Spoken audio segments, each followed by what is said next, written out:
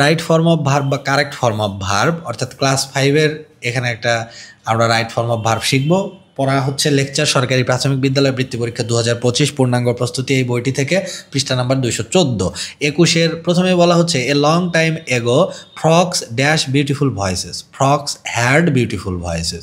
Long time এগো অনেক আগের কথা, সেই জন্য এখানে হলো হ্যাড, অর্থাৎ অনেক আগে ফ্রগদের বা ব্যাঙের সুন্দর কণ্ঠ ছিল। They could sing more beautiful than the birds, পাখির চেয়ে সুন্দরভাবে তারা গান গাইতে পারতো। বাট এভরিথিং হ্যাজ চেঞ্জড, ওই যে হ্যাভ হ্যাজের পরে মূল ভার্বের সাথে ইডি হয়, অর্থাৎ সব কিছু বদলে গেল because of on frog name blaster. Blaster নামক একটা ব্যাঙের জন্য পুরো দৃশ্যপট, পুরো স্টোরিটা, পুরো গল্পটা অন্যরকম হয়ে গেল। The animals asked him please teach us how to Singh, অন্য প্রাণীরা তাকে জিজ্ঞেস করলো ব্লাস্টারকে, এই ব্যাঙকে, যে ব্লাস্টার তুমি একটু আমাদের শিখাও কীভাবে গান গাইতে হয়, কারণ তোমাদের কণ্ঠ অনেক সুন্দর, ব্যাঙের কণ্ঠ সুন্দর, আমাদের কণ্ঠ সুন্দর না, তোমরা একটু আমাদের টিচ করো, শিখাও যে কীভাবে সুন্দরভাবে গান গাইতে হয়। বাট ব্লাস্টার সেইড, কিন্তু ব্লাস্টার বললো no my voice is mine, আমার কণ্ঠ একমাত্র আমার, I can not share it, আমি এটা তোমাদের দিতে পারি না, তোমাদের আমি শেখাতে পারি না।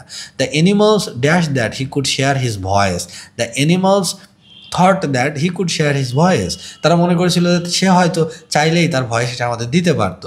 দে made a plan to take Blaster's voice, এই জন্য তারা ব্লাস্টারের ভয়েসটি চুরি করার একটা পরিকল্পনা করলো। The birds were sitting in the tree and they heard the animals plan, এবং পাখিরা গাছের ডালে বসেছিল, তারা অন্যান্য যে পশুর পাখির যে অ্যানিমালদের যে প্ল্যান বা পরিকল্পনা সেটা সম্পর্কে তারা অবগত হলো। তাহলে এখানে আমরা কয়েকটা পয়েন্টে দেখলাম যে পুরো স্টোরিটা আগে এখানে লং টাইম অ্যাগো আছে, অর্থাৎ অতীতের ঘটনা।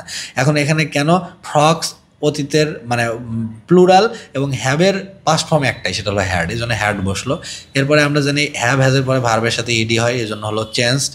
আর এখানে কোটেশনের ভিতরে আছে, এই জন্য এখানে অজ মাইন হবে না, ইজ মাইন হবে, কারণ কোটেশনের ভিতরে থাকলে অতীতের ঘটনাটাও বর্তমানে বোঝায়। যেমন বাট ব্লাস্টার সেড, ব্লাস্টার বললো, অর্থাৎ ঘটনাটা কিন্তু অতীতের, বাট এই কোটেশনটা প্রেজেন্টে থাকবে, যেহেতু কোটেশনের ভিতরে আছে এখানে টেন্স কোনো ইফেক্ট করবে না, এই জন্য ইজ। বাট কোটেশন তুলে দিলে অন্যরকম বিষয় হবে, তখন আবার পাস্টে নিয়ে আসতে হবে।